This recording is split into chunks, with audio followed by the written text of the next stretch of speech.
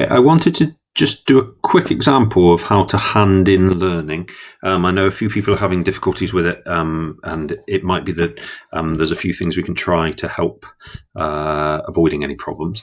So obviously when you first go into Teams online, you will come to the posts page, and normally we would go to files to access the learning and the resources for the learning, and assignments, obviously, to access assignments. So I'm going to go into assignments, and this is the children's view. I'm actually logged in as a child at the moment.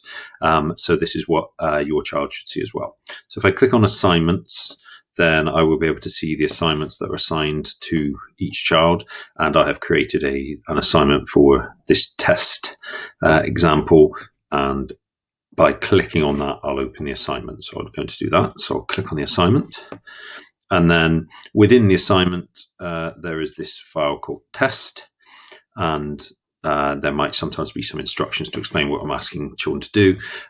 Now, generally, if I click on test, it will open based on the way my computer is set up to open certain files, in this case, a PowerPoint file. And so for some people, that might mean it opens it online. For some people, it might mean it opens it in Teams, and for some people it might mean that opens it actually in the PowerPoint application on their computer. So the easiest way to make sure it's opening in Teams is to click on these dots and choose Open in Teams. You can choose Open in PowerPoint online, and it's pretty much the same. If you go to Open in PowerPoint, however, it takes you out of the Teams application, opens the PowerPoint application, and therefore that might be one of the reasons that some people are having some difficulty with it. So I'm going to click on Open in Teams and give that a few seconds to open. And it says, enter your name below. And I'm going to click on where it says that. And I'm going to type my name in there. And just like normal, I can type into a document. And then because I'm doing this within Teams, it actually saves it automatically. So you can see up here it says saved. If it didn't, it would save automatically within the next little while. And where it saves it is actually within this particular user's student account. So you don't need to do anything to save it. It will save it automatically. And so once you've made any changes, then you could complete this assignment. One of the other things that people might want to do is slightly more complicated if you don't have a touchscreen device. But if you click on Draw and then you choose a pen, you are able to actually draw on a slide. So if there were, for example, questions where you needed to show something or show the example you were circling, or maybe in the mathematician's learning, you need to write next to one of the shapes what fraction is showing. Now, as you can see, it's not ideal. It doesn't work perfectly using a mouse, but it does work. If you have a touchscreen device, it's slightly easier. I'm using my finger on the screen now. And then obviously if you have a device that has a stylus or a pen, then it will probably be even better. And then once I'm finished with that, I can click close. And that will automatically, because I opened it within Teams, leave me within the Teams environment.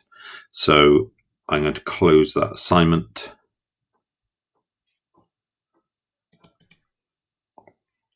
And by closing it, I've come back to the point where I started, and I now have the turn in option. So when I click turn in, that's the act of handing in the learning, and sometimes little animation plays, which is very nice. Then within the adults at schools version of Teams, we would see that children had opened and handed in an assignment. Then if I, as the teacher, want to give feedback or want to assign some points or want to just show that I have looked at the learning that has been handed in, I'm able to do that within my view of Teams. So if I go back into Teams now, this is my view of Teams. This isn't exactly what you would see. And if I go into the assignment we were just looking at, I'm now viewing this as me, and I can see that this has been handed in. And if I click on hand in, then I can enter my own feedback, and then I can click return. So I say, well done. and I'm going to click return. And returning learning isn't, oh, we want you to do something else, although there could be something in the feedback that's follow-up questions or something. Returning it is just saying, yeah, we've had a look at it. Thank you for doing that. And we've returned it to you. And again, this is my view of Teams, so it's slightly different to what you would see with yours.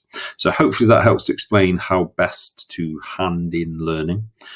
If you do continue to have any problems with that, though, we'll work through that.